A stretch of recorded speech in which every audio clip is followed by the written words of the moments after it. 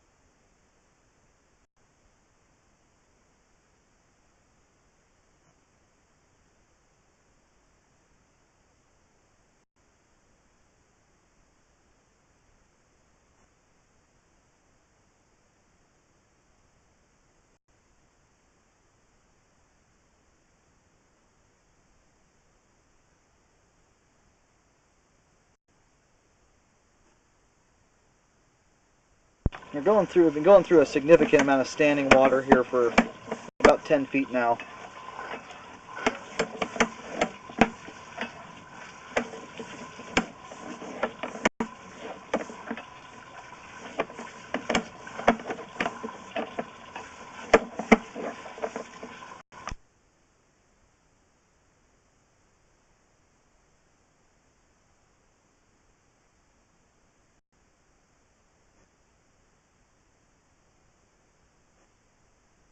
Okay, so right here at about 47 feet, my camera is coming to a stop. I'm going to let the line drain out here for a moment so I can see possibly what's going on. There's a lot of water in the way that's probably going to impede our view.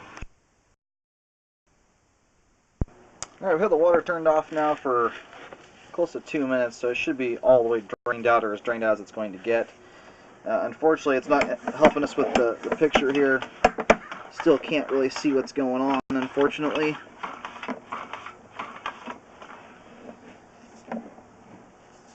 There's some kind of hard blockage there. The amount of water that's in the line, it could be an offset joint. I can't really see anything through all the debris and buildup in the line here. But as hard as that is feeling here, it may be more significant than just an offset joint. But again, there's almost too much stuff in there to even see what's going on. Even if you were to let the line settle here for a while, there's so much junk in the water, you're not going to be able to see anything. Well, I'd recommend a jet there. I have a trick that I do here to kind of gauge how deep the standing water is. When I slosh the camera back and forth, I'm not hearing a suction break, which happens when the pipe is totally full. But when I yank back really quick like this, if the water level is about 1.5 inches or below that, the water level will suck down below the camera lens. In this circumstance, it looks like we've got 2 to 3 inches of standing water here in the line.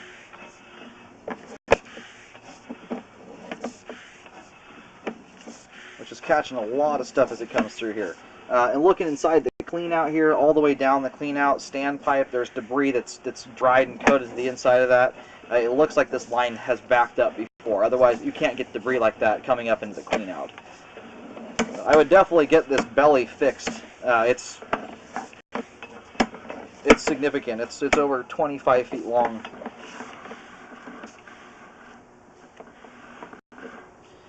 And right here is the tell-all. In fact, the water may go up pretty close to the top of the pipe there, but I mean, yeah, you're looking at least 2 to 3 inches of water there. It looks like more like 3 inches, and when the water's running, the pipe is filling up completely. So from 15 feet here all the way out to 45 feet, 30 feet of line, have a significant amount of standing water.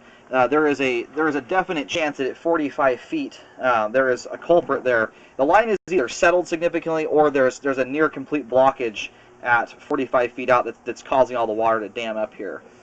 So I'm going to I'll put some markings down on the ground here. I'll put an X at either end of this whole section of the line using white paint.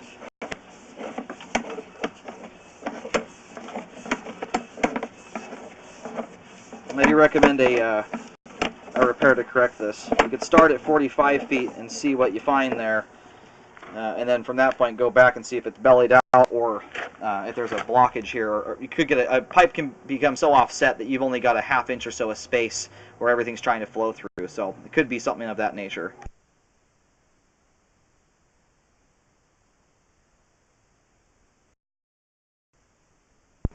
Alright, I was able to locate the camera head. The line head's pretty much straight downhill towards the other house. And right here, where there's a tree kind of at the bottom of this backyard here, on the kind of rear right corner, butting up against the blacktop driveway.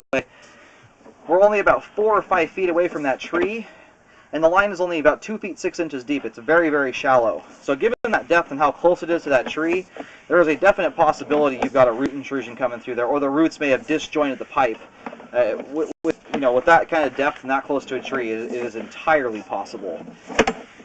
So you could start by doing a hydrojet to see if you can punch any blockage out there or cut any roots out to see if that does anything. It's possible it's not roots at all and it's something else. There's just, you can't see anything due to all the junk in the line.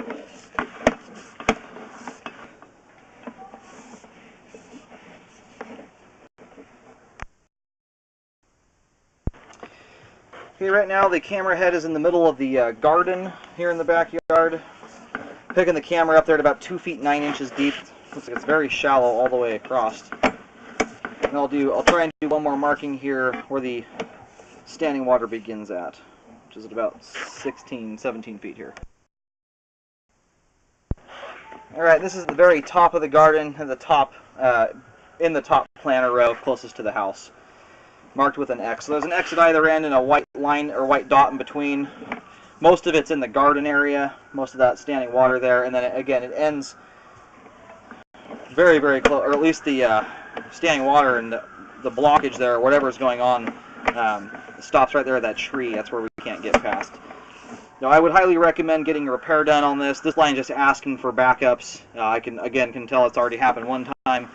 There's just nowhere for the water and debris to go there. So, and it's entirely possible you've got issues beyond 45 feet where we can even get to. So, I would recommend getting a licensed plumber, repair guy out here to start repairing the line, and then try and scope beyond that point and see what the rest of the line looks like. But at this point, there's a good chance that at least that 30 feet of the line there is probably going to need to be replaced. Most likely what's happened is it's settled significantly. The depth there at the very top at 15 feet or closest to the house is about 2 feet 11 inches. When you get down to the tree, it's about 2 feet 6 inches deep. So even though you have a hillside here, it still could have settled and lost slope and grade. I recommend a rescope after any repair work is done to ensure it was done properly.